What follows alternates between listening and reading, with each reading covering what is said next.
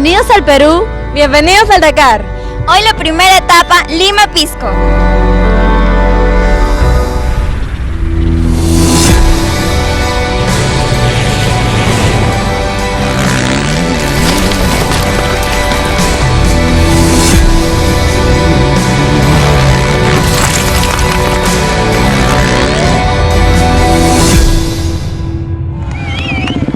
Welcome to Dakar 2018. The 40th edition of the world's most famous rally raid is underway. This Saturday, the competitors were given a rousing send-off in the Peruvian capital of Lima before setting off for a short special near the town of Pisco. Sand will be the major theme of the next 5 days, and to whet the competitors' appetites, it all kicked off today with a spectacular sweep down the Pacific coast.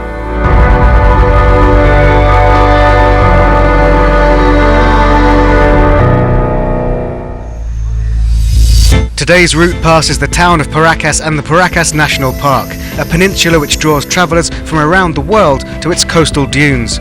The second most popular tourist destination in Peru, there is plenty of adventure in this arid wilderness.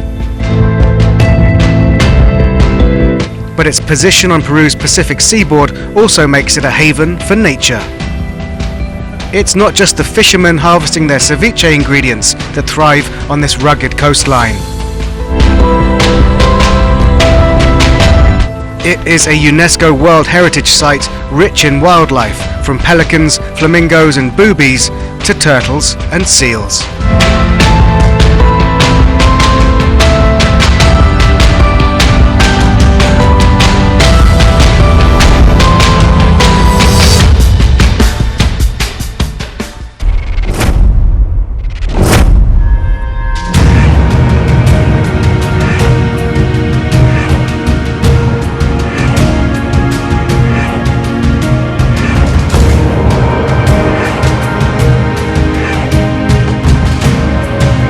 The first thing coming in my mind, it's a long way.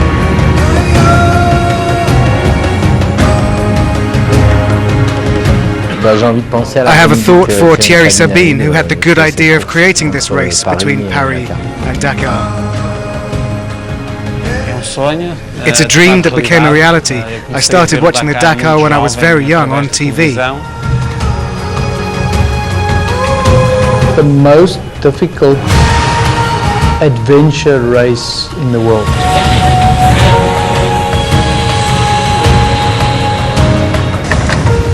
To overcome your fears. Whether you're an amateur or a professional, you have to dig deep inside to give your maximum if you want to finish first of all and eventually win. Me, I eat, I drink, I sleep, I live the Dakar. For me it's the dunes, the canyons, the colors, the landscapes, the people, the welcome. It gave me the possibility to discover amazing continents and countries, to dedicate myself professionally to this sport. Dakar in one word: hard race. Difficult, incredible, determination, going beyond oneself, a dream. More than a dream, it's a reality. It's the race of my life.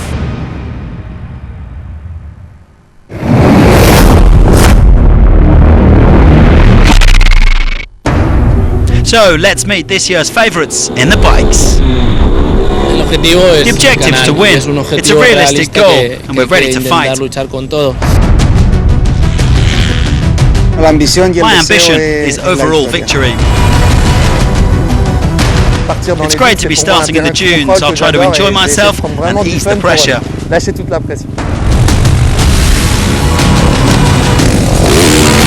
We're hoping to do good things and avoid mistakes. We're looking forward to a good rally, definitely not like last year. I have to try and defend number one.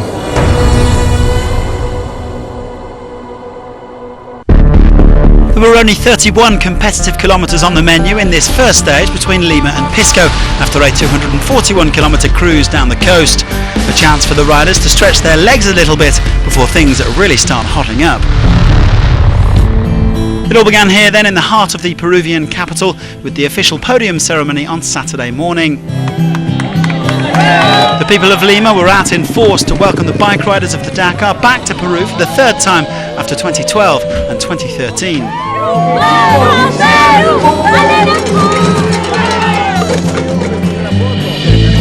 Laia Sanz, last year's top female finisher, was one of the 139 hardy souls preparing to tackle Dakar 2018 on a motorcycle. The favourites were also there, Matthias Walkner, and of course the defending champion Sam Sunderland will be looking to make it 17 straight wins for KTM in the bikes. Bruno Scherer, bike number 167, had the honour of being the first rider to officially kick off at Dakar 2018. The Frenchman's been passionate about motorsport since he was a teenager, and now at 47 he's fulfilling his dream of taking part in the world's most famous rally. He's just one of 40 rookies diving in at the deep end in the bikes this year, but as you can see, it's a steep learning curve. All 139 riders set off at 2-minute intervals on Saturday, with the elite class riders bringing up the rear. The Dakar's visited no fewer than 29 countries in its long history, and Peru is no doubt one of the most special among them. There'll be no respite for the participants in the first 5 stages of this year's rally as they battle their way through the sand, the heat and the dunes. All in all, the Dakar will cover almost 9,000 kilometres across Peru, Bolivia and Argentina, with no fewer than 4,500 kilometres of timed sections.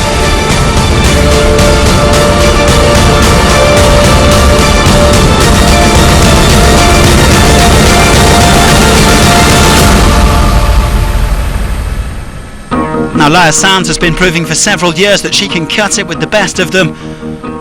The Spaniard, who's finished 15th and 16th in the past 2 editions, putting in a solid effort on Saturday and finishing in 24 minutes and 11 seconds.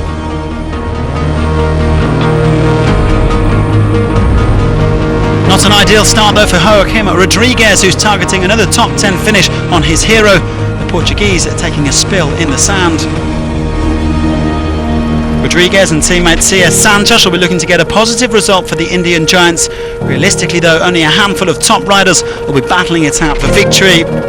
Honda determined to make up for a disappointing Dakar 2017, which saw their hopes dashed by a 1-hour penalty. But KTM will take some beating.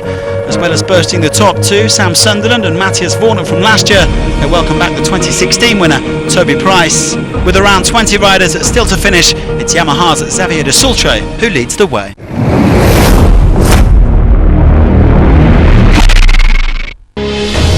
It's time to get to know the reigning bikes champion a little better. Meet 28-year-old Sam Sunderland of KTM, Great Britain's first ever winner of the Dakar. It was a massive, massive sense of pride, but also of relief. Not only had I finished the Dakar, I'd won, and I remember the last 60 Ks. It was the last 60 Ks of the finish, and it was the longest 60 kilometers I'd ever ridden in my life. I felt like I had 3 buses on my shoulders, you know, like, come on, come on. And then when I crossed the line, it was like, poof, like the relief was incredible.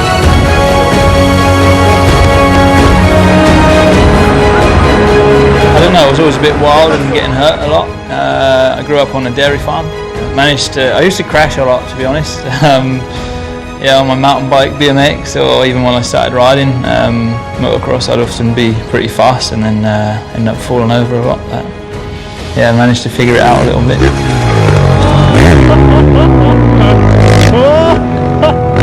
Moved to Dubai when I was 19. And that was kind of where I got into the desert riding side of things. Go and hit big jumps in the desert and free ride a little bit, but I didn't really have much desire to ride endurance races. I didn't really know much about the Dakar. I was introduced to Peter Hansel, and I didn't even know who he was. No idea. Obviously he's a massive legend, and now I look to him like a god. At that time I shook his hand like he was the plumber. I had no clue who he was, and I was just some young kid that wanted to race his bike, you know. For me, there's any one of 10 guys can win the Dakar Rally. in general, everyone gets along and has a lot of respect for each other. And I like that about rally. You know, you can't become arrogant or think you're some kind of hero, because you're not.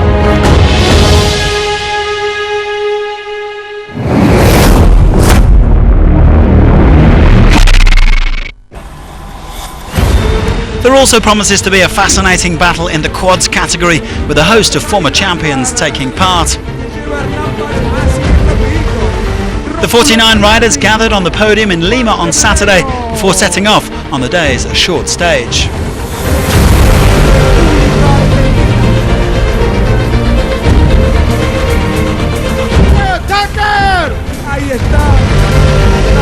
Ignacio Casale managed to come in second last year in spite of being hampered by injury, but he's back on form and determined to seize a second crown after 2014. Indeed, Casale was the winner of today's first stage in 27 minutes and 32 seconds. The Chilean sending out a message to his rivals. He was 1 minute clear of the reigning champion Sergei Karyakin, who became the first Russian to triumph in this class last year. 2015 champion Rafael Sonic finished in 7th place. He was around 4 minutes off the pace and just 2 seconds quicker than Kees Koelen, the man who narrowly beat him to this year's cross-country rallies World Championship title. All 49 quads made it through the day's short stage, and the fun will really begin when they attack stage 2 with the 267km special around Pisco.